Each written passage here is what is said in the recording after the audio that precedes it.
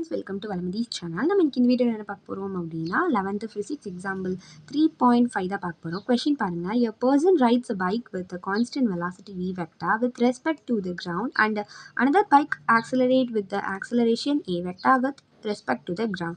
Who can apply the Newton's second law with respect to the stationary observer on the ground அப்படின்னு சொல்கிறாங்க. இப்போ என்ன அப்படின்னா, ஒரு பர்சன் இருக்காரு. அவர் வந்து பைக்கில் கான்ஸ்டன்ட் வெலாசிட்டியில் மூவ் ஆகிட்டு இருக்கு. அந்த பைக் அவர் ஓட்டிகிட்டு இருக்காரு. இன்னொரு பைக் வருது. அவர் வந்து ஆக்சலரேஷன் ஏ வெக்டாரில் வந்து ஆக்சலரேட்டர் மீன்ஸ் அது மூவ் ஆகிட்டு இருக்கு. ஹூ கேன் அப்ளை, எதில் வந்து அப்ளை பண்ண முடியும் நம்மளால் அப்படின்னு கேட்குறாங்க. ஸ்டேஷ்னரி அப்சர்வர் எதை அப்ளை பண்ணலாம் அப்படின்னு மீன்ஸ் அவர் வந்து ஒரு இடத்துல நின்று பார்த்துட்ருக்காரு இந்த ரெண்டு பைக்கையும்.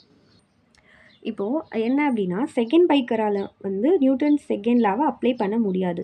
ஏன் அப்படின்னா, அவர் வந்து எர்த்தோட ஆக்சலரேஷனில் மூவ் ஆகிட்டுருக்காரு. மீன்ஸ் என்ன சொல்கிறது அப்படின்னா, இப்போ ஃபர்ஸ்ட் இருக்கிற பைக்கர் வந்து ஒரு கான்ஸ்டன்ட் வெலாசிட்டியில் மூவ் ஆகிட்டுருக்காரு. பட் எங்கே ஆக்சலரேஷன் வருதோ அங்கேவே வெலாசிட்டி சேஞ்ச் ஆகுதுன்னு அர்த்தம். சேஞ்சின வெலாசிட்டி அப்படிங்கிறப்போ நம்மளால் நியூட்டன்ஸோட செகண்ட் லாவை அங்கே அப்ளை பண்ண முடியாது அப்படின்னு சொல்லிட்டாங்க. அவ்வளோதான் ஃப்ரெண்ட்ஸ், பை.